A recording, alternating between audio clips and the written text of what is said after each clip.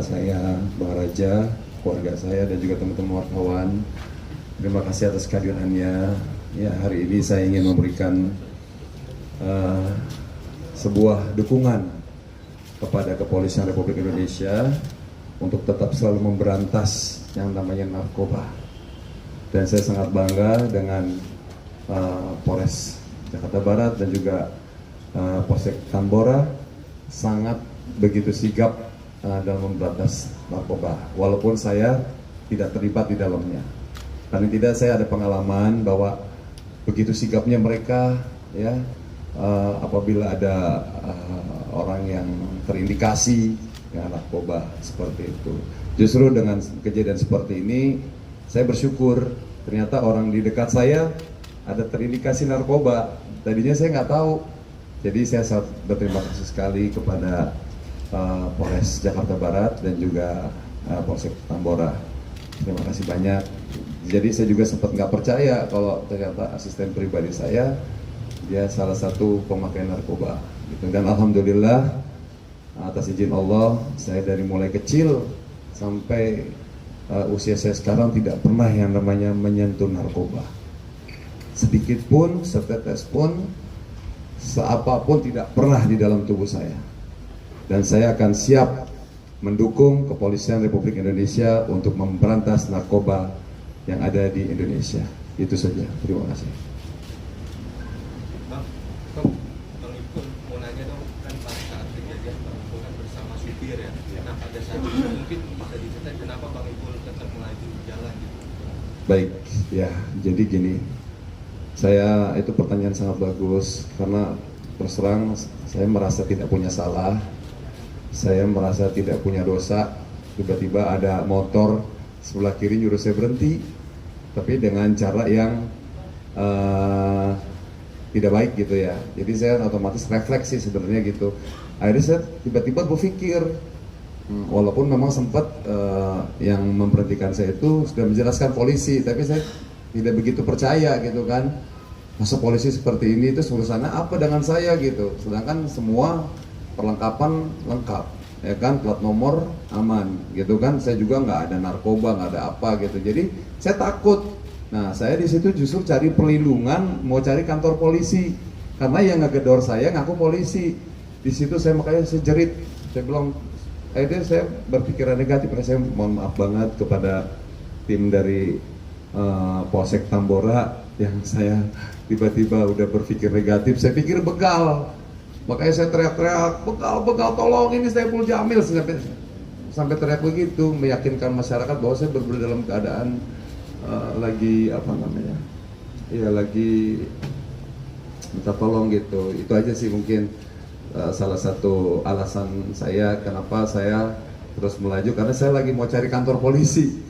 Saking takutnya, padahal saya ingat gitu bahwa di ujung jalan tuh ada Polres yang begitu bagus, ada masjidnya, tapi begitu kondisi pada saat itu saya ngeblank gitu. Jadi saya cari perlindungan seperti itu aja. Mau tanya juga dong, pada saat Bang Ipul terus melaju nih, Bang Ipul sempat nanya ke si asisten atau si S ini nggak, kenapa ini gitu, terus si S apa jawaban dari si S ini? Nggak ada, karena saya tidak ada curiga kepada asisten saya.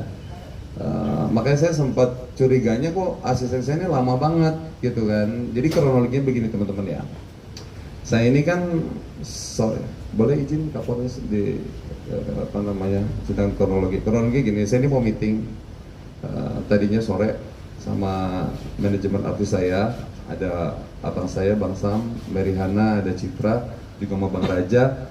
Tiba-tiba asisten saya ini melihat waktu begitu luang, dia bilang, Bang gimana sebelum kita ke tempat meeting ke tempat ibu saya dulu, dia bilang begitu.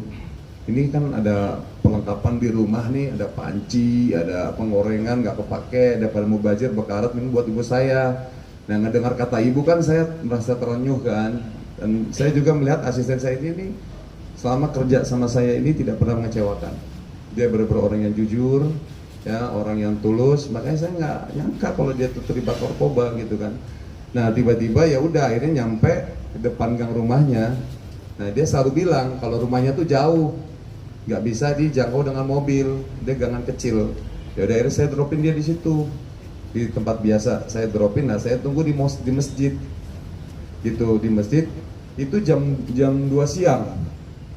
Jam 2 siang saya tungguin kok sampai jam 3, lama banget ini ngedrop panci penggorengan gitu. Tapi saya sama sekali nggak ada berpikir negatif kalau dia itu sedang melakukan hal-hal yang melanggar hukum gitu. Jadi setelah dia udah nyampe jam 3, saya ingat banget tuh karena saya di situ saya wudhu, rencana mau sholat di daerah Jakarta Barat. Tiba-tiba di perjalanannya itu ada teman-teman dari kepolisian yang menyuruh saya stop. Situlah kejadiannya seperti itu. Tadi dia bilang mau ngasih panci, segala macam baunya. Pas dia turun abang dropin itu benar bawa panci segala Iya, macam. karena memang ada kantong plastik besar dan saya melihat, dan itu memang barang-barang saya seperti itu, kantong besar segini, dan dia dijemput sama temennya naik motor. Temennya itu si R itu. Saya nggak tahu, pokoknya saya nggak lihat. Begitu saya dropin, dan saya langsung melaju.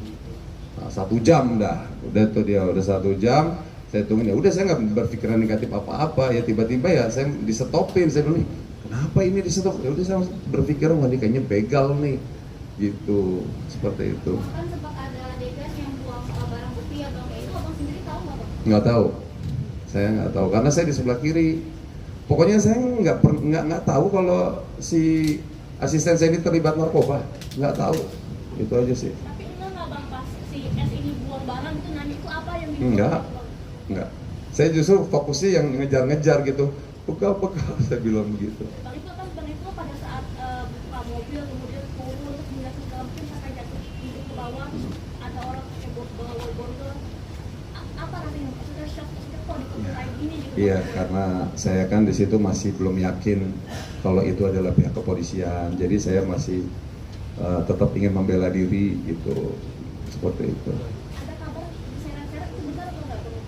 Enggak sih kayaknya, alhamdulillah enggak ada diseret. Jadi mungkin karena saya mempertahankan diri ya, takutnya ya bukan polisi, itu aja sih yang saya khawatir. Ternyata begitu saya nyampe sini ada tulisan Polsek Tambora, saya baru tenang. Alhamdulillah benar ini polisi. Saya tadi berpikir, wah saya mau dibawa kemana nih? Wah udah berpikir, wah kayaknya saya bakal dibunuh gitu kan. Soalnya ya karena bapak polisinya nggak pakai seragam, pakai baju preman gitu, itu yang bikin saya akhirnya agak sedikit curiga gitu. Terus kalau tadi di jam 3 kemudian tadi itu memang tidak berpakaian polisi atau? Iya, karena sedang dalam proses penyelidikan. Jadi kan harus berpakaian sipil undercover. Iya. Maksudnya abang nggak tahu itu, nggak tahu barang buktinya itu adalah narkotika itu, atau nggak tahu karena nggak lihat itu dibuang? Nggak tahu dia itu terindikasi narkoba. Jadi saya nggak fokus dia buang apa, dia terlibat atau, saya baru tahu dia terlibat itu pas di sini, gitu, seperti itu. Dan sempat dipertemukan waktu pas ketahuan dia narkoba, Bang Ipul sempat dipertemukan dengan S. Kenal S di mana Bang Ipul waktu itu, ngelamar kerja atau dikenalin oleh siapa? Gimana? Dikenalin dengan siapa atau dia ngelamar datang? Oh iya, dia ngelamar kerja 1 tahun yang lalu.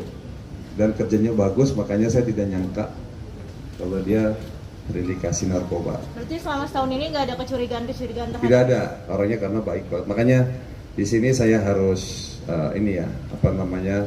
berhati-hati sekarang memilih teman, ya, memilih calon pekerja harus benar-benar selektif gitu. Karena yang saya pikir baik ya ternyata seperti ini gitu. Ini mungkin menjadi pelajaran buat saya. Nah itu sudah ketemu S mungkin di dalam dan apa? Udah cukup teman-teman ya. Terima kasih banyak. Dan apa yang dibicarakan? Tidak ada. Cukup ya? Oke. Kasih Bang Ipul. Udah bebas ya bang? Udah bebas dari sini?